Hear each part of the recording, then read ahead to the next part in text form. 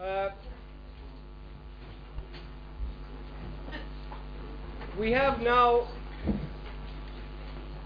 there are some seats over here for those of you you can come on by if anyone wants to come in. Okay. In our study, as we presented it this morning, we found three clusters. We decided very early in our study that we did not want to focus on people's ethnic backgrounds, age, gender, all of these other questions where we talk about segmenting audiences by immigrants, young people, kids, old people, because these definitions don't represent really the motivation, as Christina pointed out, about why someone is engaging. So we define finally in our work three areas which will now be the subject of three short conversations with some very clever people, but including all of you. So that's why we're trying to find almost a circle here. And I'm going to leave this table in a moment, and I'm going to give it to Christina. I just want to take the ways we've decided these three, the way we've described them. Audience by habits. People who regularly attend and or participate in cultural activities, whose barriers to access are relatively easy to overcome. Different strategies can pursue further aims: education, attracting audiences of the same kind, but not participating at this moment; taste cultivation to deepen current practices and visitor ideas. So this audience by habit are those people that generally consume publicly financed artistic and cultural experiences. How do we then deepen this experience, and what are the possible obstacles to doing that? And lastly, but not least, can we lose them if we start doing something else? Because of course we don't want to lose the hundreds of thousands of people that actually do participate and enjoy our publicly financed cultural events. So I would like to now bring up to the table, and the idea is that the five people will sit here. It's being sent, of course. I also would like that any time anyone would really like to come up and participate, come and knock on the shoulder of one of them and change places with them, or stand up where you are and say. And Christina's job will be to pick you up, raise your hand. Please, let's keep it alive here. It's not 5 lectures with 5 minutes of talk afterwards. It's really 45 minutes of conversation. So Cristina da Milano, who has worked on our study from Italy, who will be moderating. Magda from the Baltic Sea Cultural Center in Poland. Kalle Nathansson. Where's Kalle? There he is. Kalle Nathansson. Kalle Nathansson is the director of Folkets Hus and Parkerna. This means the People's Cultural Houses and the People's Cultural Parks. He will tell you more about the background to that. We have also Ingrid Handeland, who runs which is called Audiences Norway, and we have Måns Lagerlöf. Where's Måns? Hey Måns. Måns Lagerlöf är teaterchefen. He's the theater director at Riksteatern, working with the theater repertory that Magnus presented earlier as an organization, and we have some questions from Måns. And finally, Ann Torjani. Ann? Right there she is. There. Okay. So yes, I'll give you one more chair. I'm leaving. We need I'm more leaving. chairs. One more. Here's 2 and And there's 5. So we need one more. Yeah. Yeah. Perfect. See you later. Yes. Enjoy yourselves. Thanks. We will.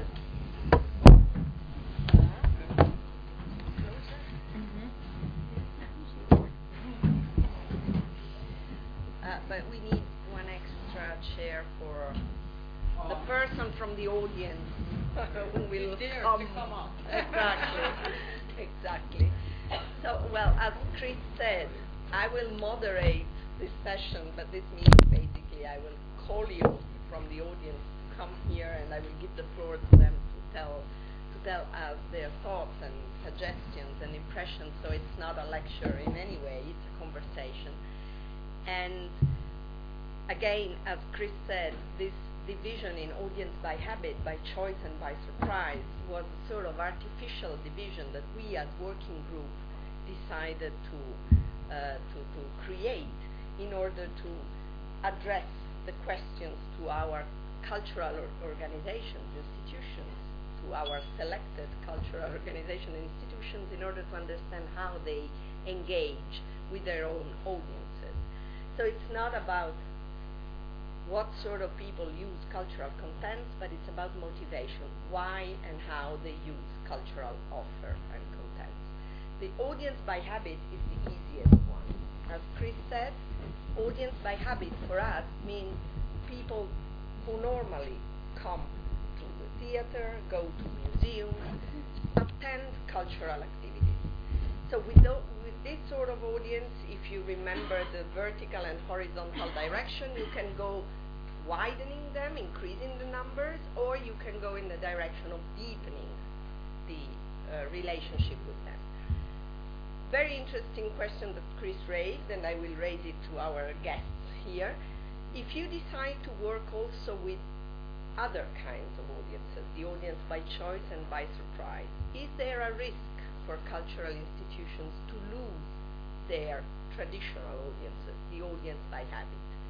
First question. Second question, does it make sense for you as practitioners, as cultural institutions, this idea of dividing the audiences into these three groups, or it's just a very, let's say, theoretical, sophisticated and artificial idea of our working group that for you doesn't make sense at all? This is my second question. And then other questions will raise, I guess, during the conversation. So who wants to start? Well, okay. I call Anne. The whole room. I'm sorry. Yes. Freaking me out. Yes. I've been living with this model for a few days and thinking about whether or not it really works. So I'm just going to talk for a minute about the whole model. Yeah. Absolutely. So just thinking about a lot of our work with individual organisations and with the whole sector, and one of the reasons I think it has some truth to it, and one of the reasons I like it, I think, is because I actually think it tries to break this sort of binary idea of supply and demand. Just thinking what that question you said earlier on. I mean, I think whether it's been successful or not yet, maybe give it some reading. I quite like the idea that it kind of takes us away from that binary thinking about supply and demand. Are we supply led or are we demand led? There's no room in between that. So I think, and that to me is a really, really important idea. So I hope it does. I think that audience centricity is not about the kind of crass demand led populism. It means something else to me. I feel quite passionate about it. So I think this is about, for me, about respecting our audiences, about being in dialogue with them, about accepting difference because our audiences are not all the same. So we definitely know we have a lot of evidence that audiences aren't all the same. So if I was just going to think about audiences by habit for a minute and how true that is, certainly, I mean, one of the things we're very privileged to have in the UK is a giant database called consumers, all in one place. So we can able to look for the first time at these big patterns of audience engagement across the country. And one of the things I can tell you from that is that there are very clearly, if you segment on behaviour alone, so what people go and see and so on, you get quite a clear picture of highly engaged audiences who are very active in most of the cultural activity around the country. There are significant preferences and so on for what they do. So that really fits with the audience by habit idea. But then we've also done a lot of talking to those people and understand them attitudinally. And the key issue for them is that identity, culture, their cultural life, their cultural activities, both as participants, active creative participation, and as attenders and consumers, is really part of who they think themselves to be. So that fits a lot with this notion of my habits. What is, just to share with you what's kind of interesting about that group of people is that we can break them down a bit further, and definitely get an idea about those who are much more interested in a contemporary and experiential kind of work. They are the people who have the highest expectations that we misbehave. They would be appalled to think that we would feel suddenly a lack of misbehaviour much larger group who fall, I think, into the notion of audiences by choice, who are very motivated by sort of more heritage, classical kind of offer that's really distinctive. And then there's a kind of, a very broad audience that is much harder to define and fits in with an outside model who are just are looking for popular entertainment kind of notion that we can't forget about because they're very important and they stretch across the whole mix. And we might be thinking about addressing different audiences for that kind of work. So at the moment, I'm living with it, but I like it. Okay, well, that's encouraging. Thanks. I would like to comment on the risk question first. Yes, yes. I think it's not a problem for big institutions when they want to attract audiences who have not the habit of coming. I don't think it's a big risk to try to do outreach projects or a co-creational project as long as it's not taking over the whole core activity.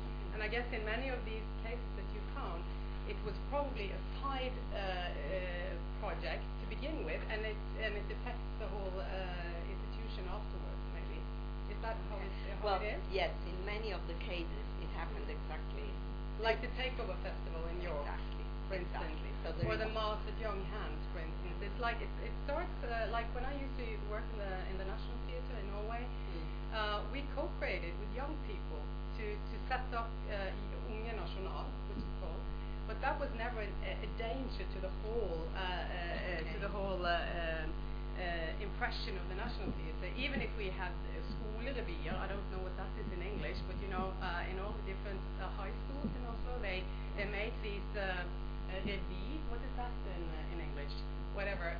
And we took it into the National Theatre, and they played at the main stage. So that was risky in a way, but none of the core audiences would complain. But lots of people working in the theatre complained because they didn't think that this was the appropriate thing to do on this stage. Whereas many of the core audiences would be thinking that it's good that they do it. They would never dream of seeing it or coming to a co-creational event because it's not quality. They're very high. They're very, very focused on quality, and they reckon themselves as being critics, so they can actually recognize quality. So they would never go to those kinds of co-creational, more side, so to speak, projects, but they would love the National Theatre to do them. Okay. So it would create a stronger and more social, so to speak, brand. That's possible. But for the young people who were there, it was fantastic. It was just as fantastic as if the whole theatre had been only about young people, because they were there and they did their thing and they did it in the biggest stage in all of Norway. There's one reflection. I think the model is true in a sense, but from an audience perspective, I think that the idea of doing things by habit becomes, in a sense, I think it becomes to a larger audience more and more boring. I think that for us doing art, it's good to have people having habits coming to us, but I think that from an identity perspective, it's as an audience, like 15 or 20 years back, it could be good to have certain habits, and you could be proud of having these cultural habits. And today, this proudness of habits is less. As from a theatre perspective, for example, I can see that 15 years ago, if you were the artistic director of a repertoire theatre, if you put up a classical piece in Sweden, like you did Hamlet or you did Chekhov or something like that, you knew when putting up on the repertoire that you will have like 2,000 or 3,000 more audience just by doing Hamlet, and that effect is no more. There's no Hamlet audience. There's an audience coming to see a specific actor or they are interested in this specific production, but that audience that goes to see, for example, a classic to check it off, to say this is my cultural habit going to classics, they are probably So you mean almost they're non-existing. shifting from audience by habit to audience by choice? Yes. In a way. Yes, I That's do. very And interesting. that gives us certain problems, but it's also very, I get very optimistic about it, because of course we want people by their cultural habits to get out of their habits. You know, Yes. the culture should shift their habits into different habits. So this idea of having habits, it's a problem in itself. Let's finish the first round and then. Okay, in the case of our organization, Baltic Culture Center, which is not like very, the activity is not that well clear, that it's not neither like theater or concert hall, that we do just a certain kind of cultural activities. We are very multidisciplinary, and our activities are actually project-based. But still, this year we are celebrating 25 years. So we have noticed, we have did some very sort of on a small scale, but research that we have this audience that's been maturing with us, let's say it. Most of them are now senior citizens, and there are certain projects, of course, naturally they revolve cyclical, regular projects like some lectures on architecture, for example, that really attract bigger audiences by habit.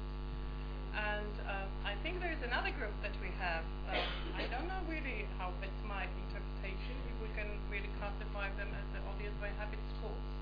Because pupils don't come by their own accord, but they are brought by force, by the teachers. But we have very good cooperation with schools, so I don't know if I can interrupt you. Yesterday evening at dinner, we decided that kidnapping is not audience by habit. So in that case, they are not audience by habit.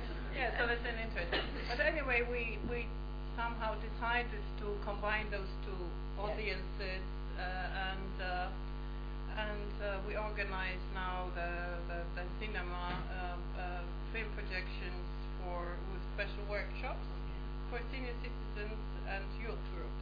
And so these are films from the 60s, 70s, 80s, and there's always some leitmotif for the workshops like costume or music or movement in the film. And then they after the screening, they are divided into groups, multi-generational groups. And I think it works. And it was our attempt at, I don't know, widening, diversifying our... Yes, operating in different direction.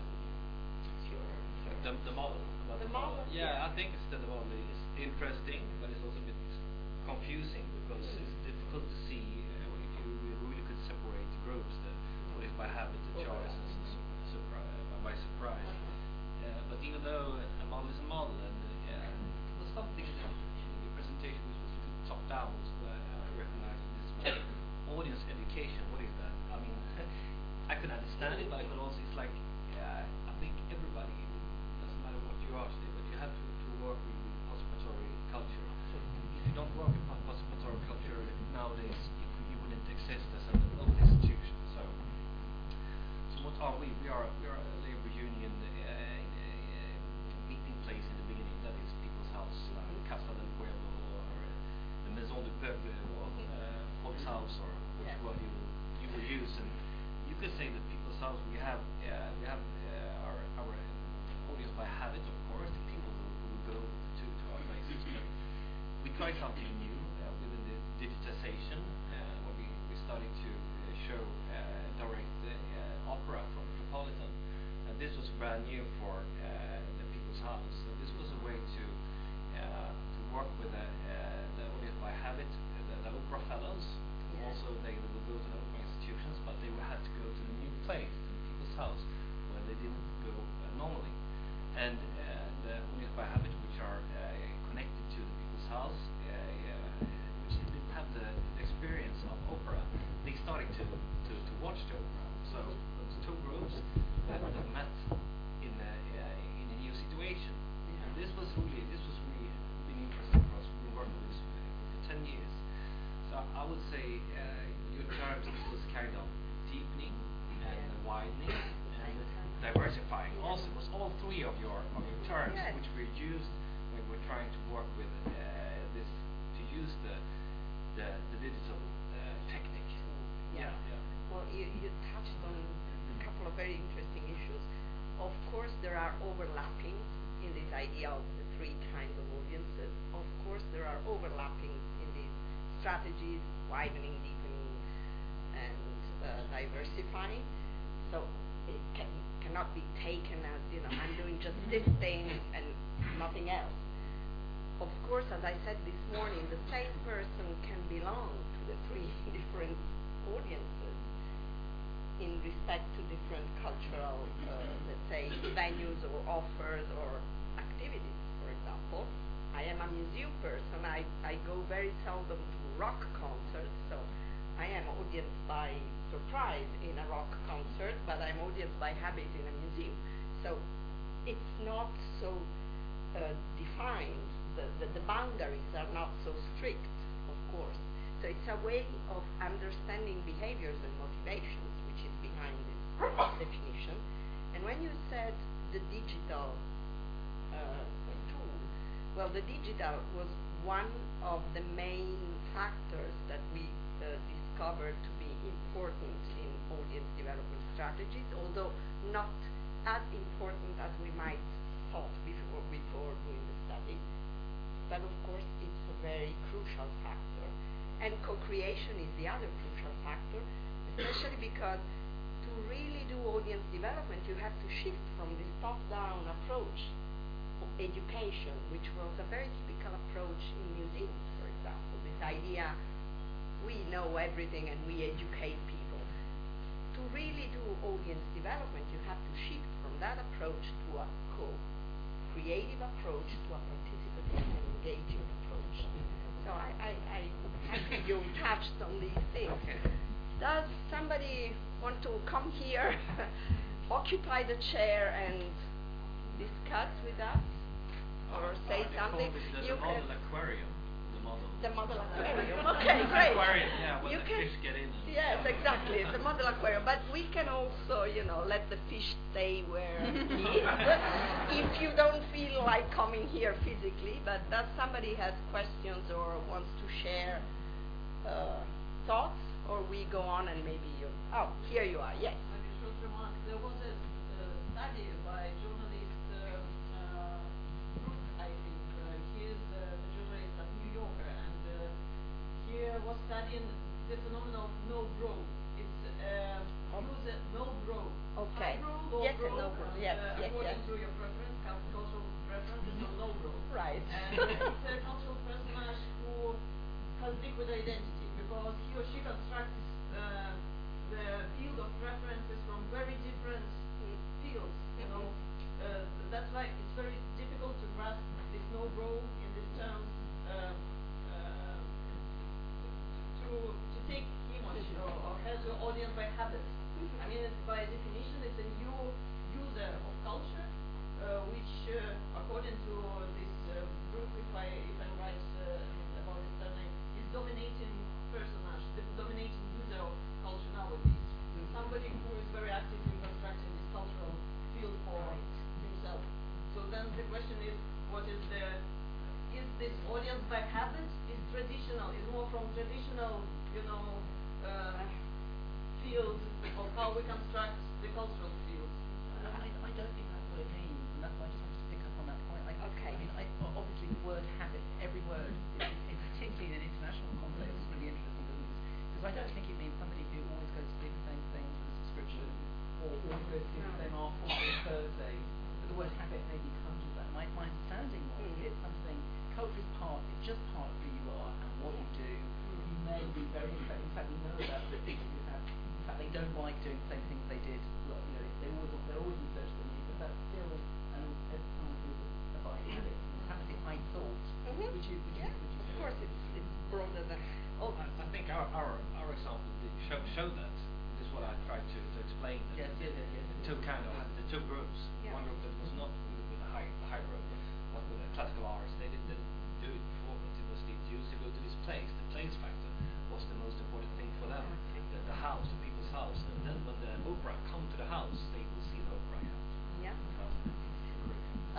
Chris. And then Ingrid. I actually have a question. I think, first of all, the reason we wanted to change the language, when we're talking habit, we're not trying to define people and put them into segments that we then can specially design audience development techniques. This is more starting to get a feeling. There are people, just as Anne said, who generally go to cultural events. Sometimes they go to a museum, sometimes they go to Folkets and dance, sometimes they do something else. But they are generally part of it. This number is probably not increasing, but it's changing, and that comes to this habit. That is exactly what Mons was talking about. That they start to be more critical about what they go to see, but they also maybe take more risks. So how do we get them to take more risks? How do we get them not to look and say, oh, I don't know the name of that play, I don't want to go? How do we get them to say, I don't know the name of the play, but I know the people that are presenting it, let's go find out what they're giving us. So this kind of flexibility. But I specifically have a question to Mons. Mons, this idea of public macht, of audience empowerment, how can this be done in such a large theater as you are deciding the repertory for? In what way can the public actually decide? Can the public audience decide the repertory, be participatory in it? Where is the artistic limit? Where is the artistic line that separates your competence and your team's competence from the impulse to be participating? That's quite a big question. I think I can try to answer the question by describing a method of working that I think, in a sense, answers it. But I think I mean, Xchange is working as Magnus told you. I wasn't here, so I don't know exactly what he said. But Xchange is it's the National Touring Theatre of Sweden. We are made up of member associations. We have 200 something member associations and around 40,000 members. And those member associations, there are mainly they are engaged in their they are committed to their local community. And what we have to understand is that we are not a national theatre in the sense that we like the Royal Dramatic Theatre. We are a national theatre that we are spread out in a lot of different communities, and we have to make a difference for the people living in all these different communities. So, in a sense, I try to think of audience involvement in the sense of like a relay, or when we are getting out on tour with our production, it's important that the artistic content of the production takes in account that this is going to happen on all these different places, and that the impact of it or the meaning of it will differ from depending on where it will be presented. So I'm not so interested in having, artists making pieces about living in central Stockholm and then going out educating the audiences in Sweden about life in central Stockholm. So how are we trying to do this? Actually, I know that you are speaking about this earlier today, or I heard you did. We are trying not to look at the audience and putting them into groups out of gender or age or that kind of differences. We are looking at it more like how can we find interest-based communities, in the sense that people meet each other because they share a common interest around something, a theme, or because they want to develop the local community. So what we're doing now is that we are doing, and this starts this autumn, we're doing 2 large projects that will be going on for 3 years. So each project will be made out of 6 productions or scenic productions, and one of them is called The Borders of Democracy, and the other one is called Humans and Nature. And so these are thematic projects, and the first, of course, is about the borders of democracy and how these are changing in Europe and Sweden and the whole world, and what we can do or not do to be guardians of these borders. And the other one is about our strange relationship with nature and the fact that we are animals dependent on the living world. And so that makes it also possible that this project will be 6 productions in 30 different places in Sweden. And what are local member associations? And they are both voluntarily working with our theatre, and at the same time they are also the audience and our audience workers, communicating with the local audiences. And this makes it possible for them to make collaborations with other local interests, for example, other NGOs. And in that sense, a part of that audience will be audience out of habit because they are used to go to the theatre, and another part of that audience will be, for example, in the Human Nature Project. That would be people who are engaged in environmental movements or other kinds of NGOs, and they could be the same people, but they could also be people who are not usually going to the theatre, but because of their shared interest with these people who are in the associations, they will be a new audience to that, and they will also be part of developing the meaning of making art in that local environment, because all these projects, both the Democracy Project and this Human Nature, is all about how they, with these artistic themes, can develop the sustainability in a sense for their local communities. So that's the idea of how to involve the audience. And to finish that off, for answering your question, I think it's very, very important when you speak about artistic matters to make a difference between involvement and power. And being involved doesn't immediately mean that you make the decision on which production is going to happen. It could rather, I think, it's very dangerous to think that way. It's important to make an infrastructure that makes it possible for audience in different levels to be involved in the artistic process, and that is more that gives more commitment, is my experience, than sitting down together and say, do you want to see Hamlet or do you want to see Three Sisters? Because that is also a decision that is very hard for someone, just coming off the street to make that kind of decision. We had Ingrid, and then somebody over there, and then Anne again. So there are so many things Yes. to pick up on. I don't know where to start. Maybe I should just.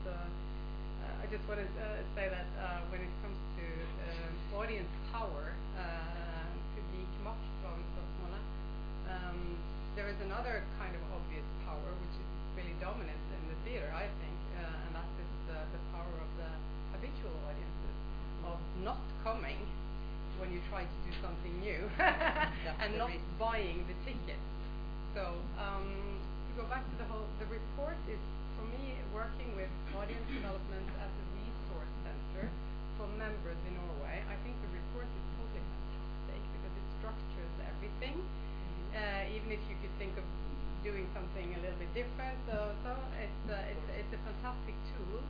And one of the things we do in Norway is that we actually interview our members, not all of them because there are 152 and we have small staff, but we have put up this prize that people are actually competing about now, and also the big ones, like the Norske Teatre won last year and they're really proud of it. So what we do is that we ask a lot of the same questions actually that the model comes up with, to define whether they are more or less in the increase in the number-orientated segment, so to speak, of institutions, or whether they are whether they, as audience developers, work more with engagement stuff, could be education, could be other ways of engaging, of course, or whether they are really trying to diverse their audiences. And we find that very many are in the corner, because I think in a triangle of this. So they are, like I would say, like 80% would be in that increased corner of the whole business. But I don't think necessarily that is, for many of them, they think that to sell tickets, not only to increase as in numbers, but to really to sell tickets, which becomes more and more necessary, even in our countries, because funding is going down. That's a prerequisite to actually be able to do more kind of clearly political and socially orientated projects, which is non-profitable. at least to begin with. So, what am I trying to say? I would just like, before I quit, to comment on the model for audiences, like by habit, by choice, by surprise. I had this misunderstanding before I really read the report. I thought it was audiences by habit. So I thought that it was like from the institutional point that are you working with are you really working with audience development, or are you just talking to the usual suspects? Are you really trying to by choice to reach somebody? And I was a little puzzled by the surprise thing, because what can that be? When you're shocked that people come in. Exactly. But that could actually happen. So the model works in that way, because sometimes you create stuff artistically motivated without any intention of attracting specific audiences. And suddenly you end up having total strangers flowing into your house, and that's by surprise. So even a productive misunderstanding there, but I would never segment audiences in that way when you work with audience development. As Chris said, that would be a total failure, because that is segmenting by frequency, which has nothing to do with motivation actually. Exactly. Over there was a question coming. I have two critical questions. Yes. The first is the question of character vitality, heart vitality, artistic vitality, and its dependence on audience engagement. Are there any links to that? The second question is, could it be that audience by habit is the hindrance for character vitality? Sorry, I didn't hear you. The hindrance for in terms of its demand, habit, and power, economic power, and importance for the cultural organizations.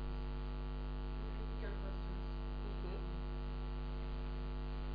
Critical to what? To the model, or to the audiences by habit? But as the presupposition now is that audience engagement is absolutely fundamental for cultural vitality and artistic vitality. And therefore, there must be some limit. And this combination between the quality supply, balancing with the quality demand and education, and kind of deepening and nurturing the public as much as taking the artistic production or the cultural production in the year. Or there must be some limit. I mean, balance also in the discussion. Please. Something. There's always this problem like programming our activities, I guess, because as public institutions we are very often dependent on public grants from our authorities, and what authorities would like to see are the numbers. And of course, to attract the numbers, it's sometimes it's easier to compromise on artistic quality rather than go into deepening. So, for example, when we do a lot of projects, when we want to deepen our relations, so with smaller, it's always with smaller, but on a smaller scale.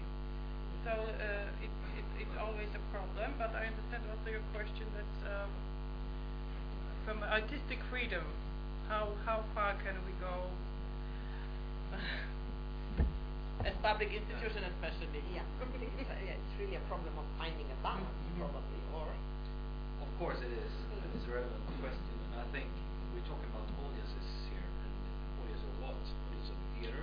In your case, we could understand it's very difficult that the audience could have all the involvement power to decide what you should do at the theater. It should be very difficult for you to run your work. We could understand that, but if you were talking about audience, you were talking about museums before, and I could talk about the cinemas. We run 150 cinemas in our organization during our members, and with cinema that the film are already made, but the audience, they could be, I mean, you could work participatory with an audience, and they could decide what to screen. They want us to run for one weekend thematic Rocky Horror Show whole thing, and we could make some thematic things about party around that thing. And this is more, it's more easy, and it's easy to respond to your question. This doesn't really affect the artistic work because it's already made.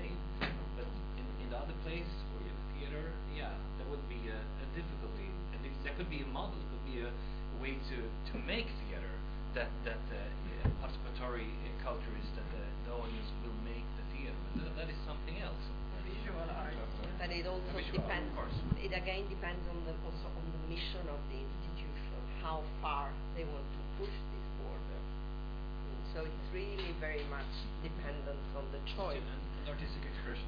Let's Also because you were saying visual art, and actually I'm a visual artist, and I think it's actually not a matter of, in my point of view, it's not a matter of thinking about the audience, but more about communication in this way that you actually made the question. I think I understand that. I mean that sometimes you can also make a project that is actually not by institution collaborating with artists.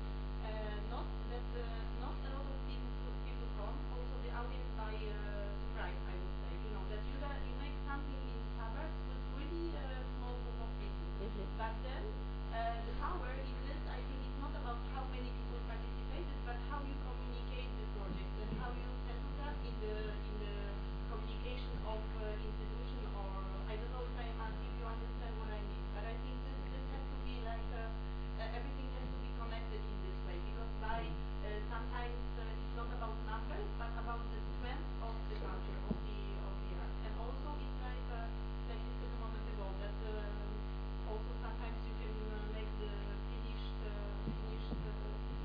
art piece, and so you not affect the art, you know, that it's not, you don't have to change, like compromise art by doing this. I don't know.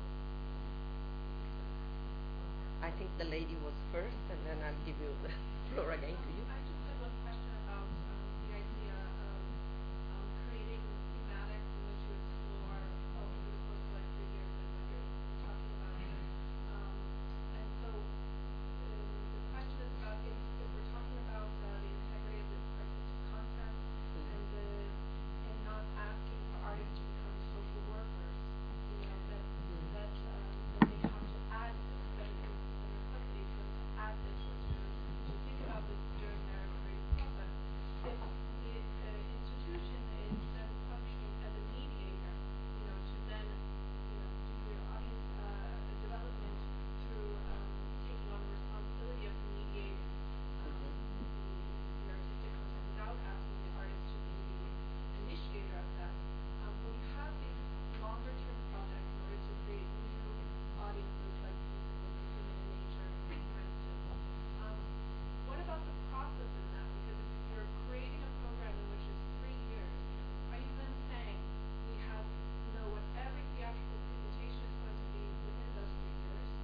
And if you're not dictating that, like also from a public funding standpoint, if you're not approaching your applications for funding by saying this is exactly what the program will be, then how do you, I guess, communicate that process, knowing that you cannot really determine already what the outcome will be? A quick answer to your question is, I mean, Xchange is stately funded, so we don't have to make any applications. We get our money, hopefully at least the same level next year. So we can do these kind of projects.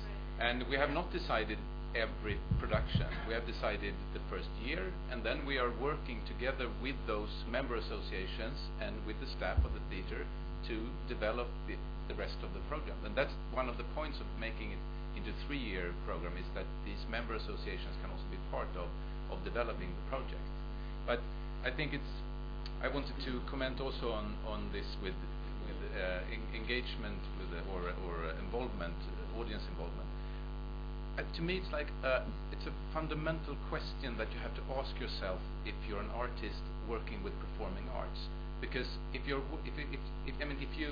decided to read books, you can write books. You can write them for yourself. You can put them in a drawer, and someone can find it 200 years later and realize it was a masterpiece. But if you're doing performing arts, it's done for the audience. It's nothing else is uninteresting. It's what's happening in the audience that is the meaning of it. And if you're doing performing arts, you have to involve in your artistic thinking who is sitting there, and why are they sitting there? That's your fundamental question, and that involvement with the audience could look very different from different kinds of projects. Of course, it could be, everybody sitting there doing nothing during the performance, but they have been involved in some sense before, or not. I mean, it could be in very different ways. But I don't see, looking around in the performing arts in Sweden, I don't see that we have a problem with the audience being too involved. I don't see that. That is not the artistic problem. The artistic problem is that they are not involved. I see a lot of theater where people who are sitting in the audience don't know why they're there. They don't know, why are you doing this for me? How am I supposed to interact with this? That's the problem. If I can comment on that, I think it's maybe questionable, this idea of the performer who acts for the public and not for himself or for herself. I guess many artists will argue on that, so I think it's debatable at least. But just to give you an example, from the point of view of an institution, we selected a case study of a theater which does a lot of community-based activities, and they select artists only if the artists agree on engaging with the public. If the artists say, no, we don't like public engagement, we want to, to just perform for ourselves because we are artists and we want to express ourselves, then this theater do not work with them. So it's a matter of perspective and mission and vision of how you really want to engage with your own public from the point of view of an institution. Then, from the point of view of artists, I think we could discuss for ages about this idea of art for art's sake. Yeah, but actually, that's what I thought, that actually if there are performative artists that actually want to do it for themselves, for example, this is still a matter for me of communication, because I think this is the challenge for institutions, how to show actually those artists making performance for the public in a way, how to present it somehow, because I'm now inventing making the glass that people can watch behind you. It can be actually much more creative this way if the institution tries to follow also the changes. I agree, and I see also this as a risk-taking activity in a way. And she was raising hands. Yeah. So I'm just slightly concerned by this slight oversimplification about co-curation and the way it happens and why you should do it. And I absolutely, I think to go back to your question about critical debate and development of the art form and how important the audience is as part of that, because undoubtedly they are a vital part of the development of work and the development of an artist's work. And I think that what's interesting there is that you do want audiences by habit. And I think if the nature of your work and what you're trying to achieve is that you need to have critical debate about the work that you're making, you do want an expert audience. So I think there's absolutely a place for an expert audience. We think of one of our audiences by habit. One of our audiences by habit would be what we might think of as a professional audience. And actually, I think it's absolutely valid that somewhere in the development of the work that you make work which is actually for a very small number of people, with you then can have a particular kind of dialogue. It's nonsense to suggest that that's not important. It's about having the right to choose and not for everybody to be told they have to reach all the audiences all the time. Exactly. This is part of the problem. I think this is what this debate is a lot about. So I think that one of the interesting things about co-curation and co-programming, the involvement of people in decision making, is that some of those early experiments where you just throw open the doors, people are totally bewildered. It's a waste of time. Nobody wants to tell you what to program. No one wants to tell you what to program. So what I've found very interesting is a new generation of expert practitioners who are involvement experts, which takes a great deal of specialist skill, facilitation, mediation between the art, especially when it's non-expert audiences. It's a completely new field of creative work, which I think is really exciting. We shouldn't underestimate. Co-creation is not, I know, let's co-curate it. It's not trying to so I think we just need to keep the conversation. Yes, Ingrid and then Chris. Very short this time.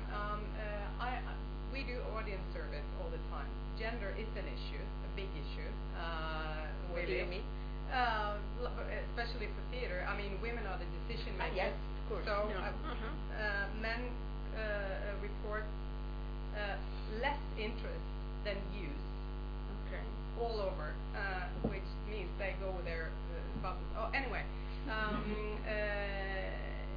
participation, wanting to co-create. I guess many of the professionals in the audiences by habit would not at all want to co-create. And we see also when we survey audiences that the younger you are, the more willing you are to express yourself and co-create. The older you get, the more you appreciate just to receive art. And there shouldn't be nothing wrong with that either. No. Not everybody wants to be really, really participatory, but it needs to be relevant, it needs to be fantastic, it needs to leave an impact. It needs to have an impact on you. But it's not like, even if we suggest to co-create with totally unhabitual audiences, to make them kind of take ownership of the place, the art form and so on. There is, I mean, we know that, well, at least what people say, many people just want to be in the receiving end, and it's been a kind of gospel the last years in audience development that everybody wants to participate in another way, and that's not true.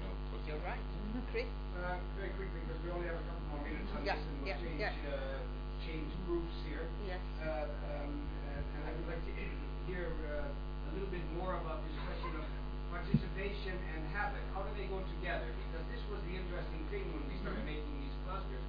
Yes, they happen, and yes, you're right. They don't want to participate on the stage and dance and sing. They don't want to sit in a repertory advisory group or something. But they want to participate, and they want to deepen their impression. They want to get to know the actor, if they could, or have a cup of coffee, or have a discussion afterwards, or follow up with it.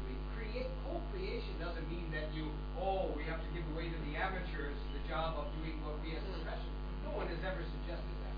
What we are suggesting is that even people of habit who habitually go to museums and performances, they want to go there because even more when they get to be participatory, when they get to drink coffee there, go to a store, talk with their friends, etc. And now that's something different when we come to audience by surprise later on in the day. We'll talk about real co-creation. Because people who don't want to sit and watch anything, they want to dance. And that's what we have to provide for them. So this is another question.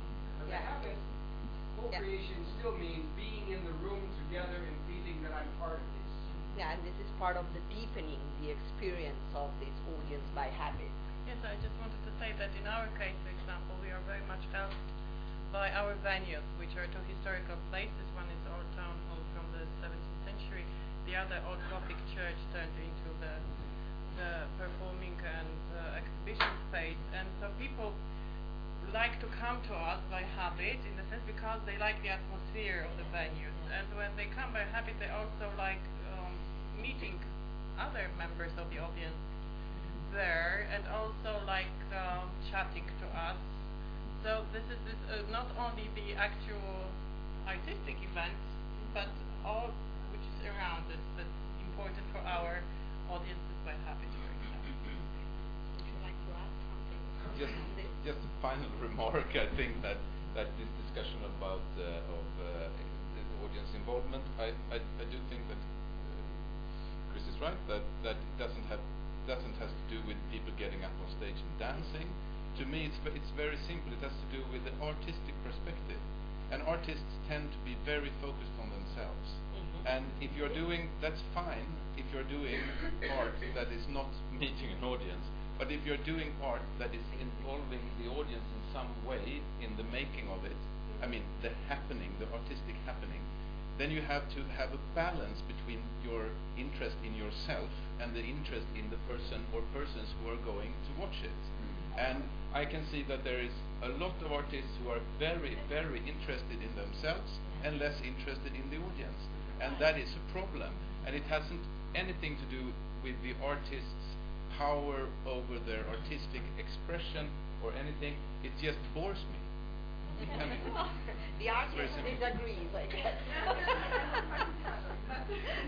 But I think that actually that's what I was saying. Is like I think also artists.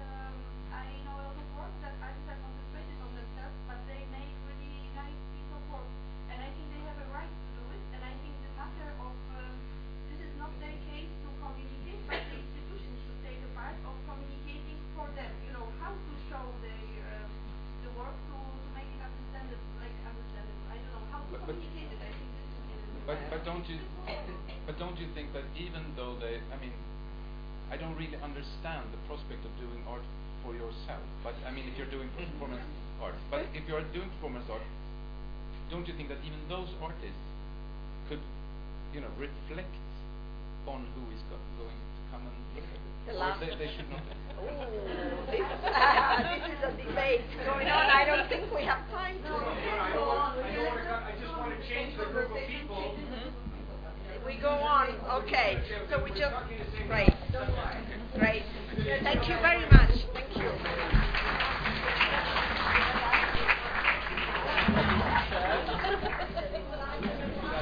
Grazie per l'arte. Allora, we're not taking a break yet. No break. We are on break. Yes. Kidnapping is audience. One more session, and it's a pleasure to present Alessandra again, who will moderate. Who will moderate this session, and I'd like to invite up also Sarah Walsh from the Thames Festival, Martina Meyer, who is the Director of Culture for Oostende in Belgium, Ingrid Hagenkamper, who is the CEO of Survey Theater, where we are, and as Alessandra said, one of our case studies in the work on the audience development survey, and Ekaterina Sharova. Is Ekaterina here?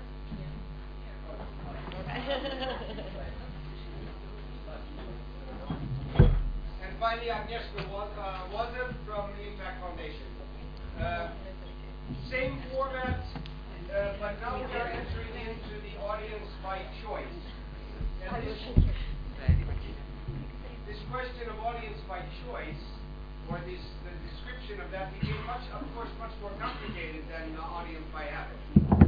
Because we are talking about taking an audience which has all of the conditions to be regular consumers of, and I underline, publicly financed art. Please, I want to say one thing.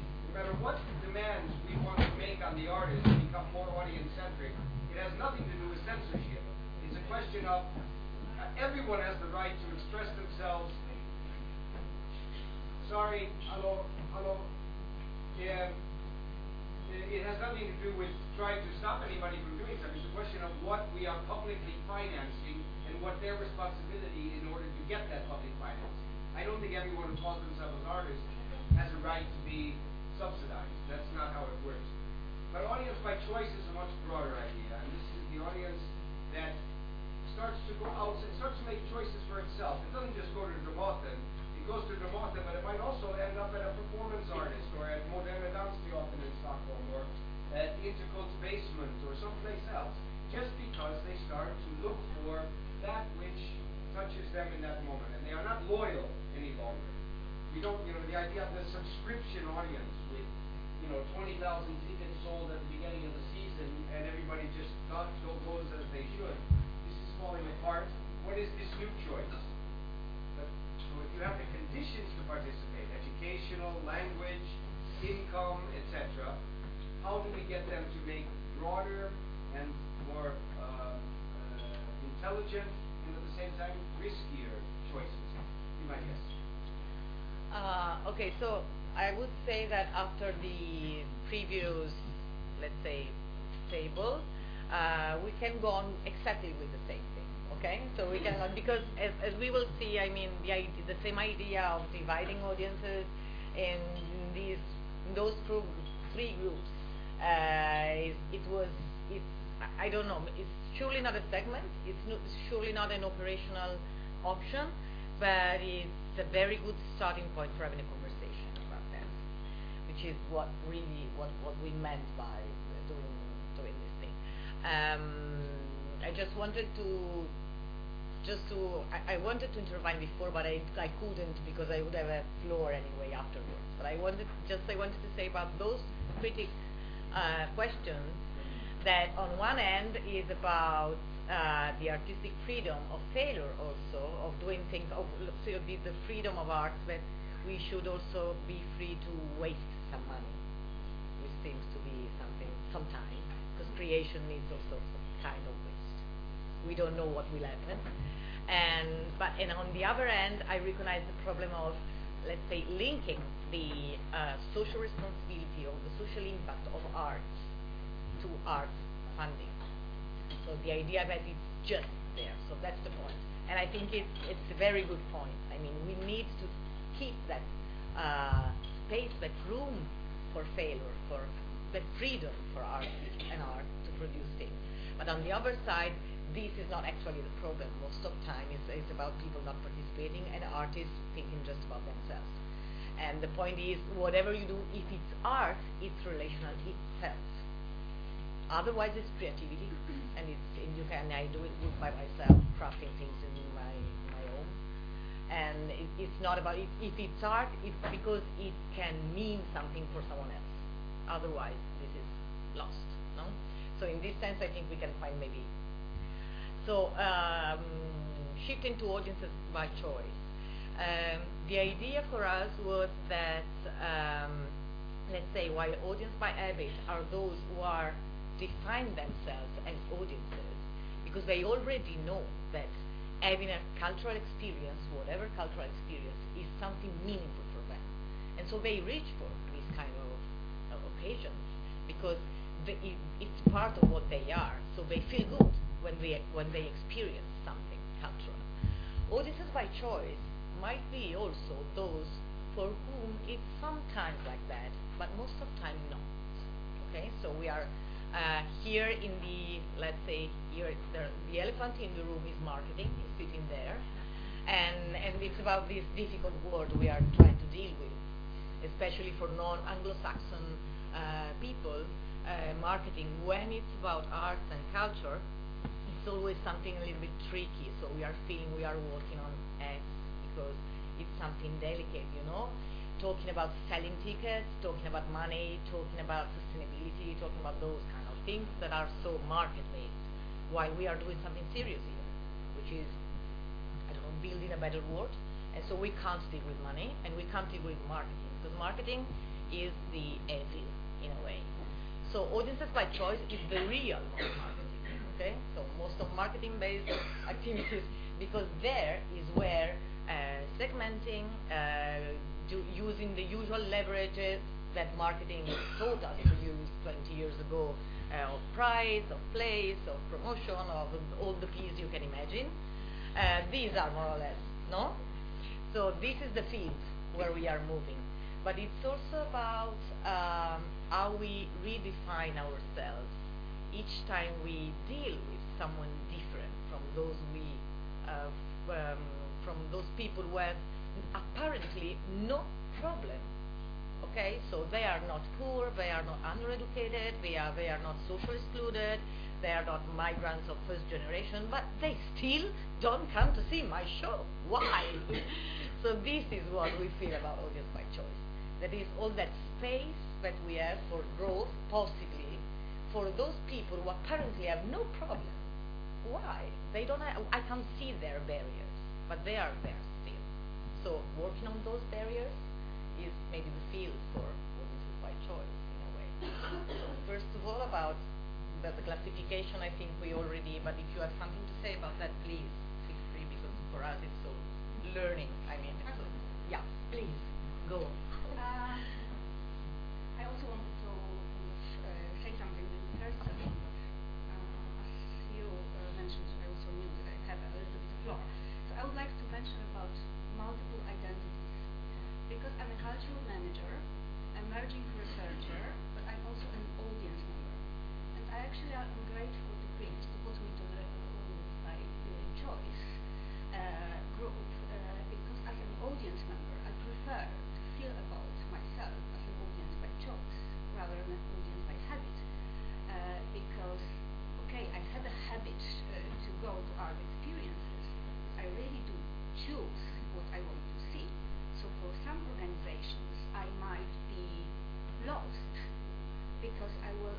they don't see me there, so they may be seeing that they need to reach me, develop me, engage me, make me participate, so or make it relevant to me as a white woman in certain age. But I don't want to be developed. There is the book that was written, like I think 10 years ago, Tyranny of Participation, and I feel now that we are having a tyranny of engagement. However, I prefer audience engagement than audience development. Yeah, two different words. Yeah. But I also am a little bit feel uncomfortable with the number of times that we are using co-creation, because or like we have to be in dialogue with the audience, so they tell us what is relevant to them, and we will engage them, and because of talking to them we will actually know what to present in our theatres. But when you ask them, they say, well, the same of this, the thing that you are doing, they don't know what they want, but they want to be surprised. It's like when I'm looking at myself as a cultural manager that did huge festivals in Warsaw, and I was doing audience research in Poland 6 years ago, because I wanted to learn about my audience, not because someone told me, you have to give us indicators. I wanted to know who are they, and I can tell you that in 2009 we had 75% of young people up to 25 coming to my independent art festival, so not high profile artists, and I can tell you that they were coming back. So this is my, on other hand, multiple identity as the audience, not as an honest member but cultural manager, that also I want to mention the ethic, and let's start with ourselves and our own curiosity. And I also think that audience-centric sometimes is thought about rather like it's audience-led. So we give the reins to audiences to tell us, and then we as artists, we are no, I want to create my art, so I don't talk to the audience, I don't mind the audience, I do my stuff, and then let the marketing promote it, and then let's blame the marketing because we didn't come. And it's easy kind of child to be pointed out, it's your fault, it's not mine. But when I did my big festival, I never did an audience research before. I didn't ask them what they want. I didn't talk about them.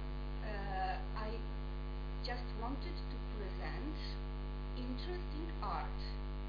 And from my audience study during the festival, I noticed exactly the same number that UK has. That only 40% learned from a festival from the promotion, but 60-something% came from the word of mouth. So audience role in audience development from the festival was really good, and I still have no answer why they came, but they came, and we had like people, too much audiences. Even we didn't engage them in the process at the beginning of the festival. We just did the festival for them, but they still were interested.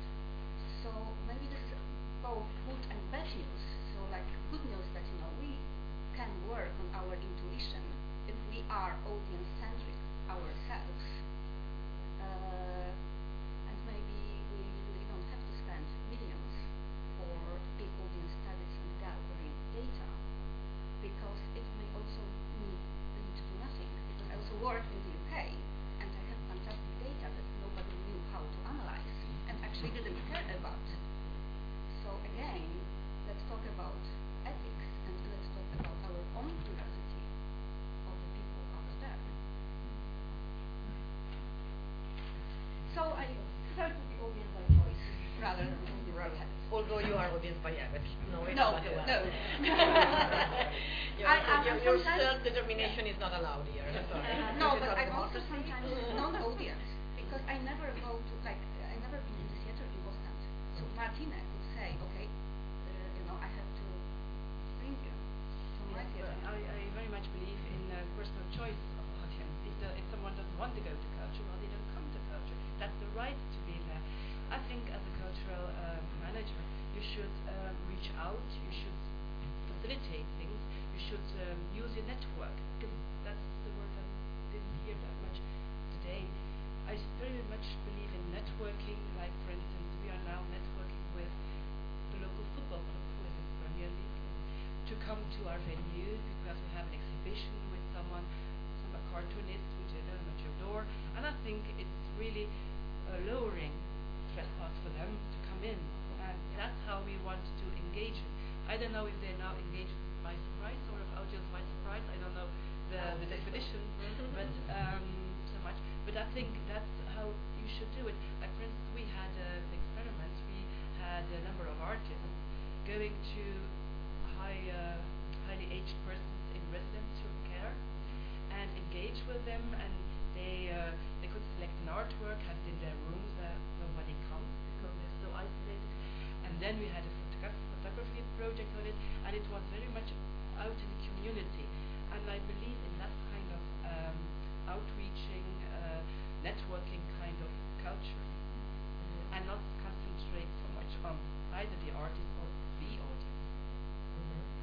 Yeah, just be a balance, of course. Right, I mean, your audience is in between audience by choice and audience by surprise. Each time you're partnering with someone else, let's say, afterwards you will see with audience by surprise, it's always like that. I mean, it's something you can't achieve alone.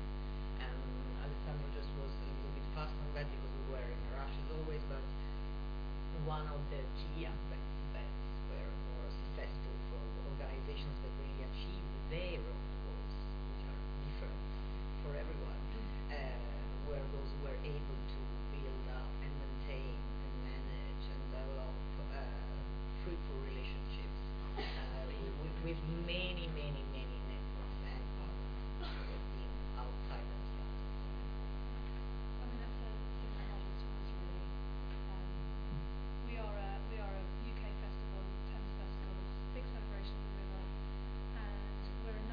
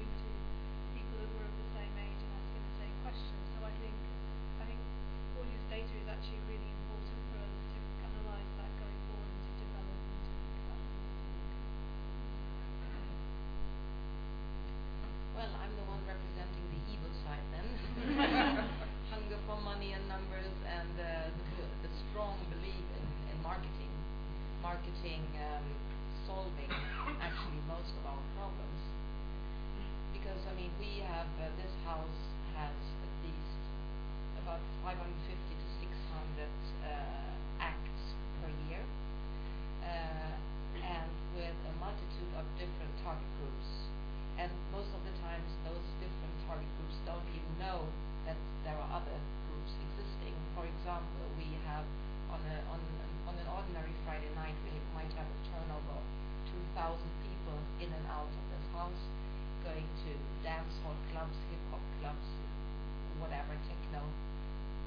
And they have no idea that we also have a theater, that we do lectures, seminars, things like this. So they exist apart from each other. And I don't necessarily think that that is a bad idea. Obviously, on a very intellectual level, I would love the dance hall enthusiast coming to a highbrow act, a theater, play, or whatever. But I don't think that is where we should put all our energy and money, because if you look at trends, the current trend, at least in Stockholm and as far as I know in many big cities, is to be a nerd.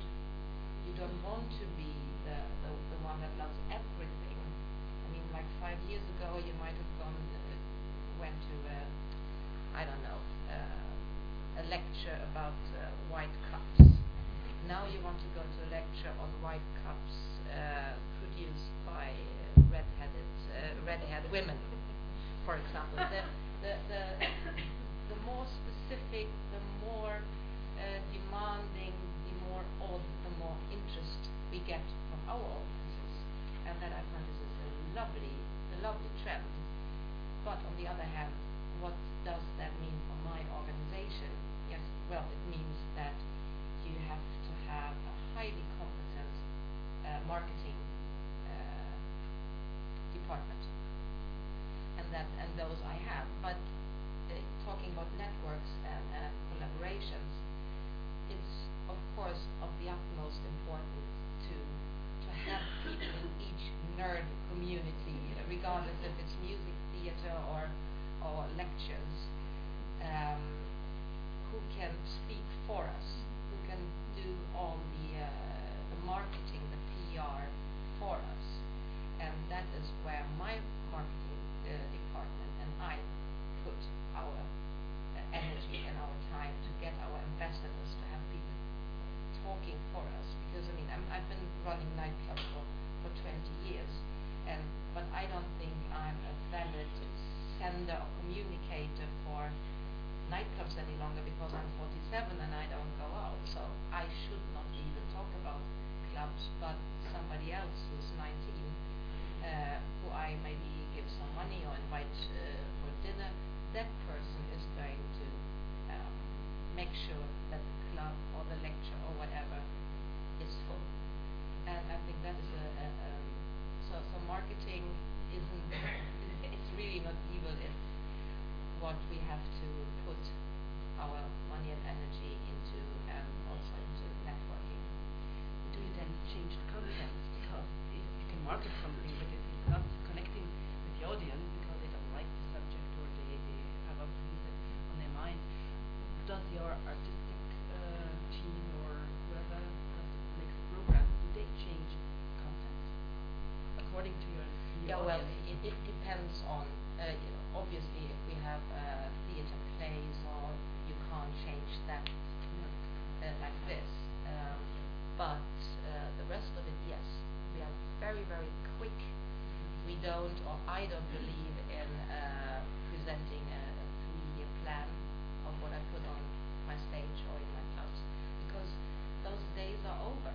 You need to be so fast, and you have to listen to the people that I think if I can present a plan for the next 6 months, that's almost being very, very optimistic. Besides from traditional theater, of course.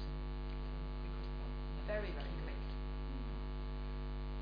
We had a case study in our study of fundamental law in Paris. They do program each 3 months, completely, exclusively each 3 months, because their mission is to be up to date, what's been always relevant and meaningful for what's happening in that moment outside, in the real world, outside their walls. And so what they want to do is to program accordingly.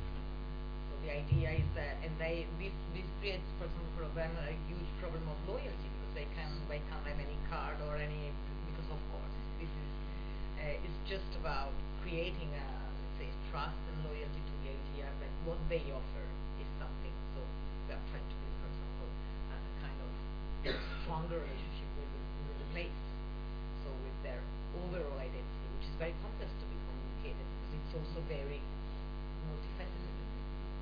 I would like to mention something shortly about the marketing, because I kind of think that okay, generalizations are not good at all, but very often we as cultural organizations, we communicate like we were talking to audiences by habit, but actually majority of our audiences now, especially the younger ones, are by surprise, or by choice. So there is this proportion, and actually this quick kind of reaction time for what is going on is for us a huge challenge, because we are trying now to promote strategic audience development planning, but how to actually match it with the super fast changes in the world and digital technology that changed our audiences but didn't change us yet. So we are not kind of in the same place mentally like they are. So it's I would rather, instead of diversifying audiences by habit, choice and surprise, I would diversify cultural organizations by habit, because they always worked like this, and I worked in such organizations that were always doing it the best way of doing things, so let's not change anything. Then we were having organizations that I would say much smaller number of organizations that are really reacting and dialoguing and making choices according to the real life needs. And then we are having the surprise that like, oh, they didn't come, or we brought different audiences that we thought we will bring. So we are developing audiences. We are talking about audience development, but we are actually talking about organizational development. Yes. May I answer to that? Yeah. Just quickly? Yes, afterwards. I just hired my social media manager, working strategically with digital and social media, but also hands-on. And she is working, her main work hours are Friday nights, Saturdays and Sundays, because that is when people are, if they are disappointed because they have seen a play, or they're very, very happy, they are drunk, or they are, I don't know, they want to share their love or their opinions. So there's so much traffic on our Instagram and Facebook, and it's so important to be so quick in the reaction if we have done something wrong. If you respond within a couple of hours, they go like, oh, hey, they apologize, or they explain, so it's all good. But if you wait until, regular working hours Monday morning, that's no longer acceptable. So that's where we are doing a lot of work at nights and weekends, and that helps us a lot. It creates a lot of goodwill.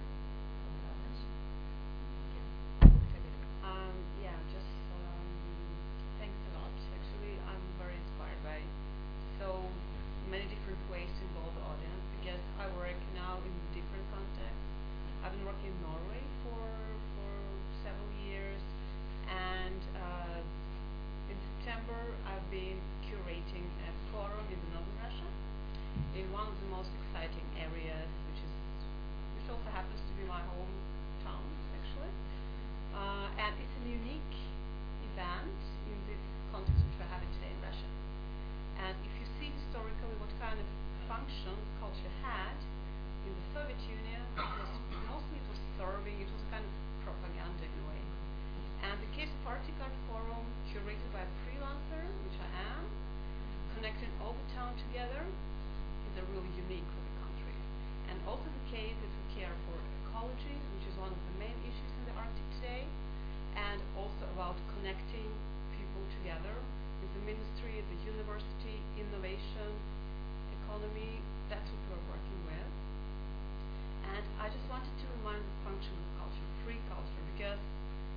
country where I have chosen to work with this project, you know what has been happening recently, and the culture is the space, maybe the last space where you have the possibility to freely express yourself until a certain extent. And when we're talking about contemporary art, when we're talking about innovation, it's important to remember that we're also talking about democracy, and that's what is essential in our work. And about audience development, when I came to Arkhangelsk in northern Russia, which becomes central town, one of the most important towns. In the end of March, it will be a huge event with Minister of Foreign Affairs from Nordic countries coming to the town, and our president as well, and many other people from Korea, China. What role does culture have, and how to communicate free culture, contemporary art, which is like supposed to be like philosophical, which is more accepted here in Europe, for instance, and not necessarily it's a new thing in northern Russia. So, what kind of language we have been using? We've been working in the public space, and I was very inspired by this football club, inviting football club. It's a great thing, but I think it's just also important to remind that when we talk about innovative art and contemporary art, it's also about democracy. And if in Europe it works maybe in a different way when it works in Russia, because that's when we really need to develop the audience if we want to compete with the military, for example. Yeah. So when we talk about creativity, when we talk about culture, we are competing with the military. That's what's happening today. And that's why I find this event very important and very interesting. Wow. No, that's impressive because we are not used to thinking these terms because we are very well settled, and so at least we are those who are, scream something, I do not agree, okay, and that's all, and so we are also very well tolerated by our society. Although, I have to say, we are not risking daily, but we should. Because in a way, the same idea that when we talk about contemporary creation, it's much more about challenging, okay, and expressing yourself, expressing idea, and questioning, and keeping questioning. When you, for example, talk about heritage, all our museums and all the heritage, which is a huge, immense thing there, so culture, creativity as it was, and how we transformed it over time and make sense of it now. We are always dealing with something that was created by dictators or authorities or identities or some with power decided what was culture. And now we are trying to use it. Our responsibility on the other half, which is not performing arts, which is not contemporary creation, is also how to use the heritage to discuss and question what's also power and reality. Because this is also shaped. I mean, the idea that most of our knowledge was put together and considered as a tool of somehow showing a power or defining an identity or somehow keeping people calm and okay, you are part of that, so don't be fooled, don't get out from the box in a way, but art has always been going out of the box, but what does it mean when it's really challenging? Well, it's like, I think it's also, if we're talking about this context of northern Russia, actually everyone is very welcoming, yes, please, but the point is about how to communicate the message, which can be very complicated. I'm not going to talk about Foucault to the people on the street. It just doesn't work. Football club, that's what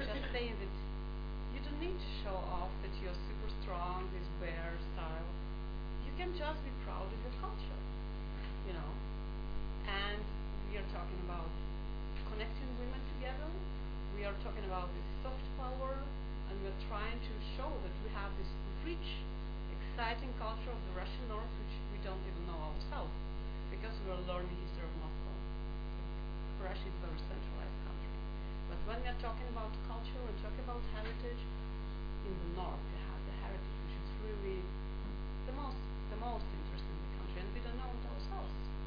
So, just like, yeah, well, it's a kind of like small reminder of the role, just doing culture, just working it in new, innovative way, using this method of audience development, which I'm also happy to learn more today.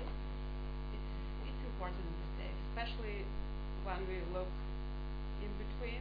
We are now in Sweden, we have Russia on one side, we have US on another side, and we're cultural workers. What to do?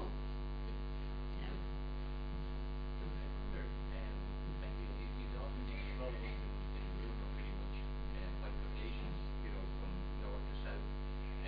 And there is a sense politically that old Europe is old and it's creaking old, and that there's something changing.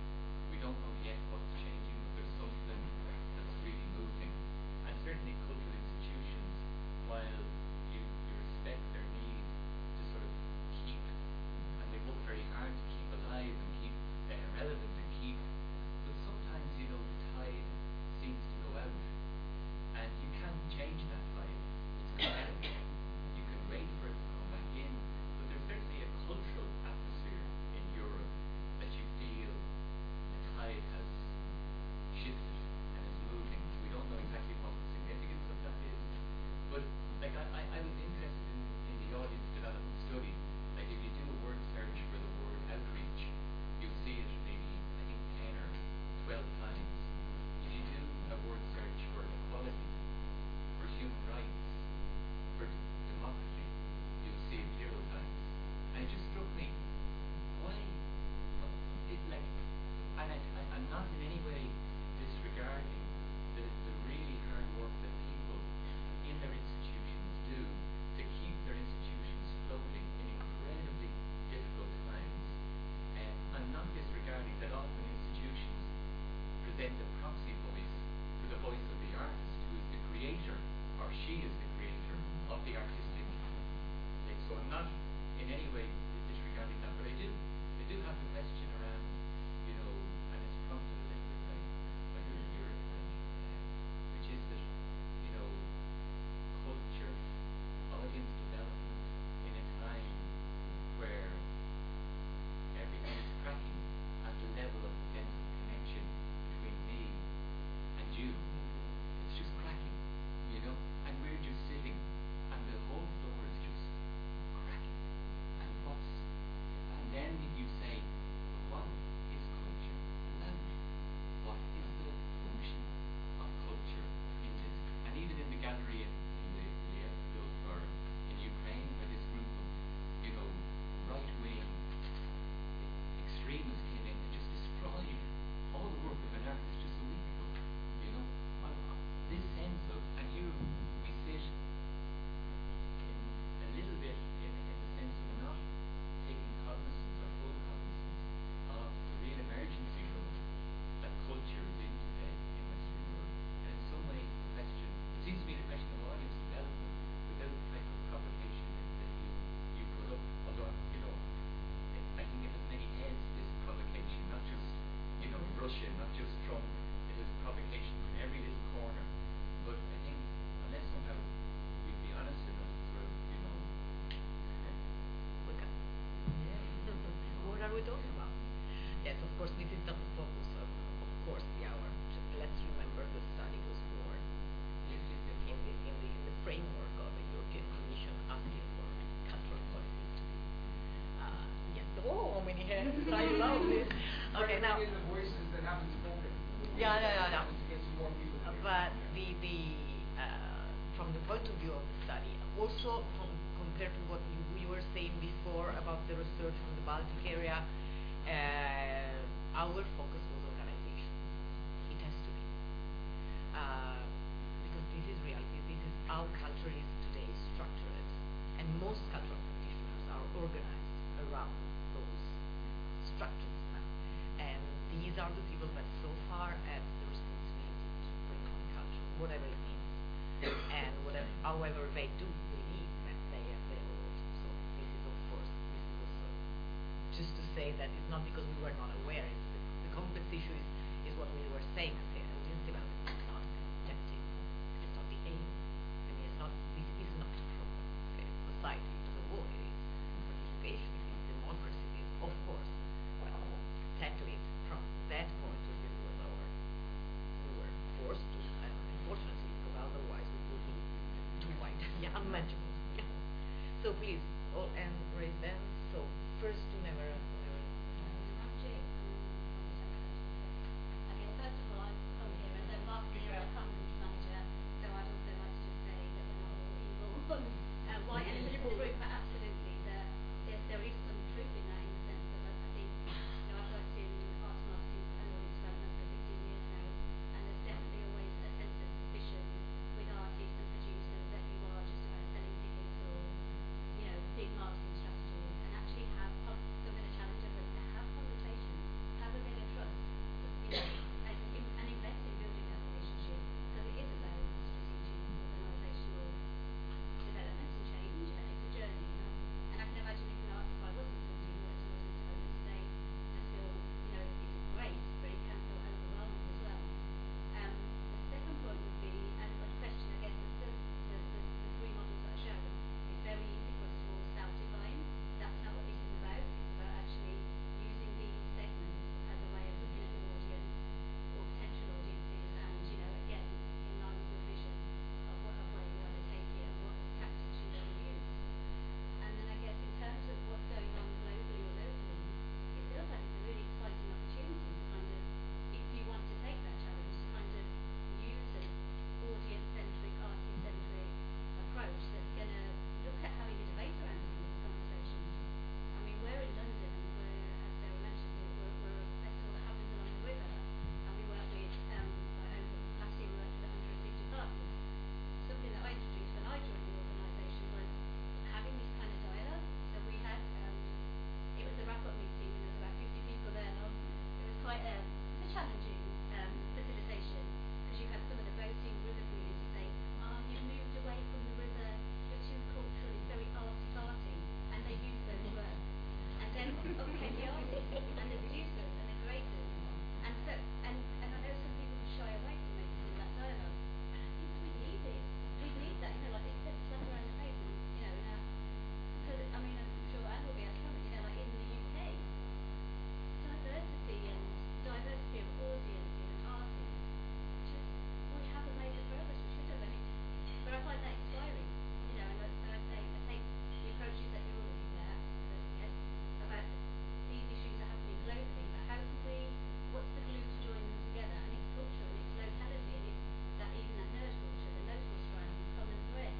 And I think, but we need to have those dialogues with artists, marketeers, producers, creators, for strategic change.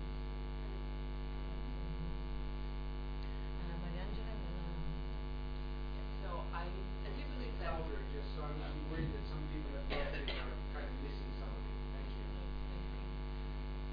I do believe that you need an audience to have art. Like art doesn't exist if nobody experiences it or lives with it in a way. That's so bad. But I do fear that putting the audience, like say, I want to put the audience at the center of an arts organization. It sounds kind of weird to me because the art is the center of an arts organization, and then of course the audience is needed in a way. You have like the audience and partners and the curators. You're all part of the negotiation of the construction of what art is and how you get to it, and the institution or organization or the artist is the infrastructure that allows art to communicate with audiences and to engage with audiences.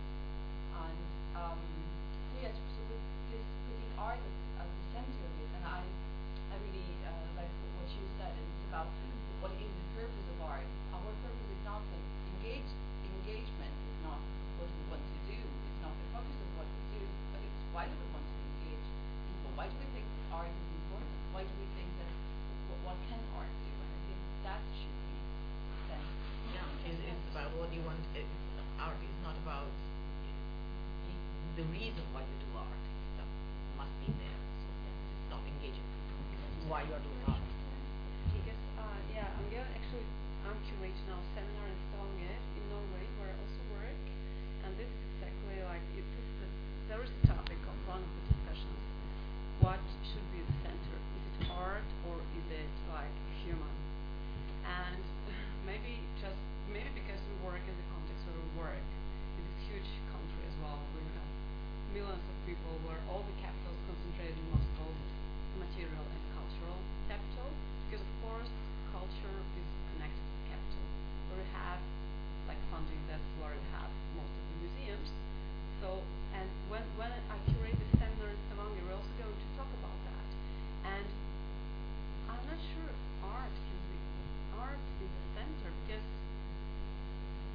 work in Russia, I'm not sure we should talk about art in this sense, because if we don't have time, if we don't make an action, we can just how many years we have.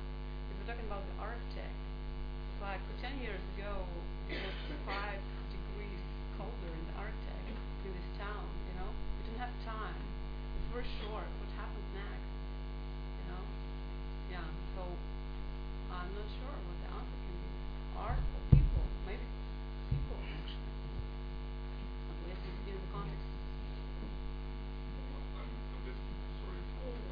I'm a bit afraid that I thank you very much, Ingrid, for your words. I think it was extremely important that you mentioned it. Though I'm controversial with that, but it's important to put it on the table. I believe I have no statistic value for that, but I believe that around 90% of art and culture carried out by NGOs out there is carried out by 1 to 4 person NGOs, and please, we are working voluntarily. I'm working 85% voluntarily. I have a net income of 600 euros in the month, and I'm working voluntarily nevertheless on top another whatever 150%. So I mean I need to sleep sometimes.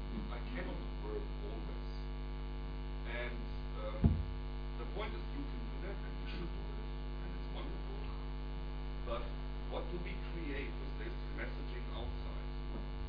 Is it now that, for example, generally there is like emerging the idea in the audience that we start to be ready as cultural, artistic, or organic NGOs, that we actually have to be online constantly and always be there?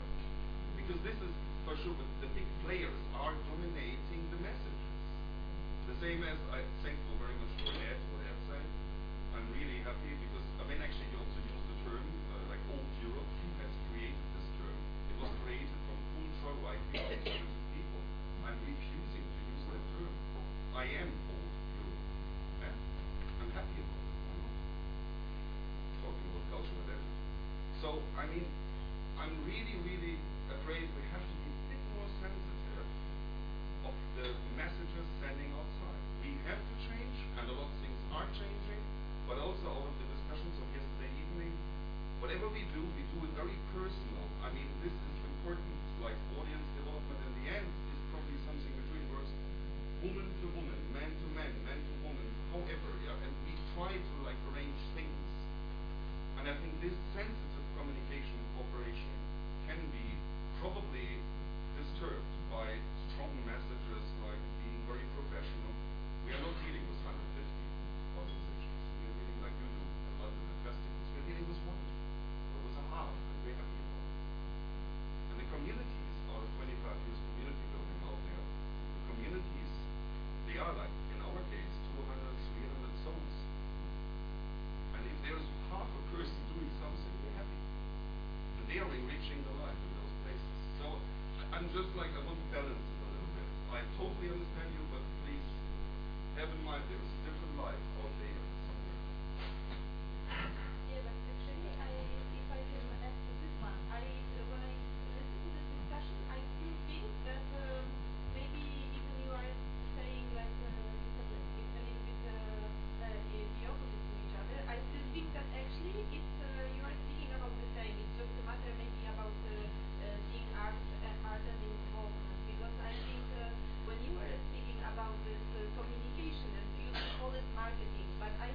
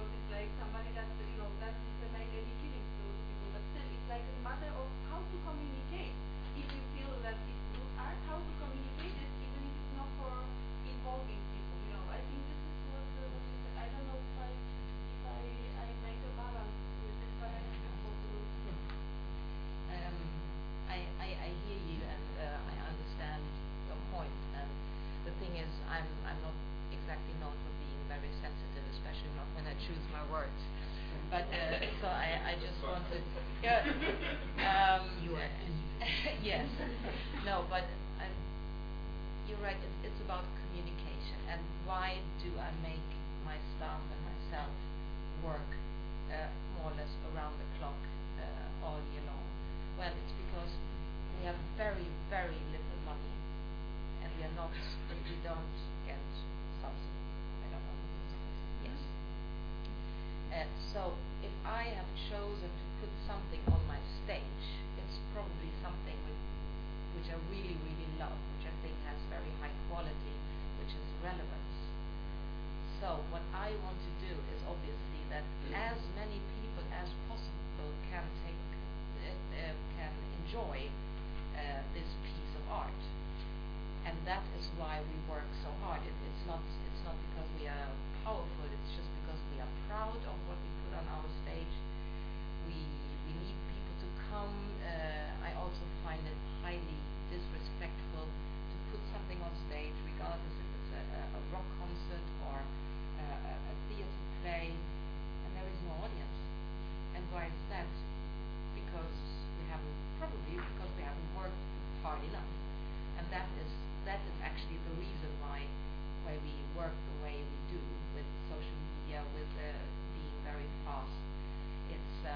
It's just because we are proud, and we want our artists to be happy as well and feel that they appreciate it, and have a big audience. So that's why. Before. Well, I was thinking about the question that came in the beginning here, how to reach potential audiences. As I understood the question, how do we reach potential audiences who are not like living who can actually afford to go? That's how I understood the question, but they don't have a habit of coming. So if that is the question, and if I look at it from an institutional point of view, like for theater or a museum or whatever, I would say two things. You need to get to know, whether it's by a huge survey or small dialoguing with people, you get to understand why those potential audiences choose to go elsewhere. And you need to find out whether you can do anything with a social thing, with a digital thing,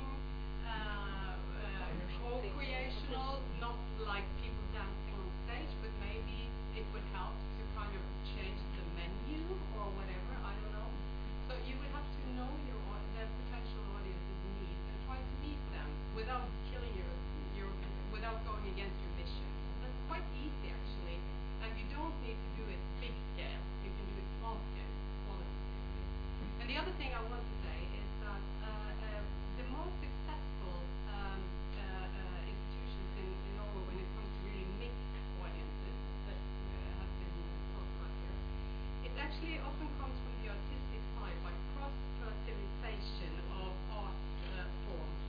So, like, for instance, the Munch Museum, for many years in Oslo, just being a place for tourists and people coming there as a heritage place. So they actually, through programming, contrasted Munch with other artists, and of course the audiences of those artists come. That's very easy. It's like putting together people who have different interests, but it's still very interesting artistically or curatorial. So that and you can do that with that. You can do it with anything, but you can't tell artists to do that. They have to find it out themselves because they want to do it. As an audience developer coming into an organization and saying you should start cross-programming, it's not going to work. It needs to come from inside. It needs to be real interest. But it's not. That's what we were actually talking about in this panel. How to get people who are potential audiences to come across the threshold. Yes, we should have. Okay. I know it's. I think we should move on to it. The intention now, obviously, one last thing if you want, of course. I just want to say that I think that this discussion that it's somehow a question of artists or audiences is absurd. Excuse me, please. But we are talking about publicly financed art. We're not talking about the general offer that's made. If somebody wants to make something and get somebody to buy tickets, that's fine. But nobody has the right to come and say, I want to do this as an artist, please give me a subsidy and find me an audience. Well, you can't do that. And at the same time, the intention of publicly financing or subsidizing or putting space available for culture from a public perspective, this is to make it available to people. And if you're not interested in making, you can make it available to 5 because that's your audience. You can make it available to 5,000 if that's your audience. But you have to make it relevant. And anything else is irresponsible. And I don't see a conflict between audience and artist. I do see a misunderstanding on both sides sometimes about what the intentions are.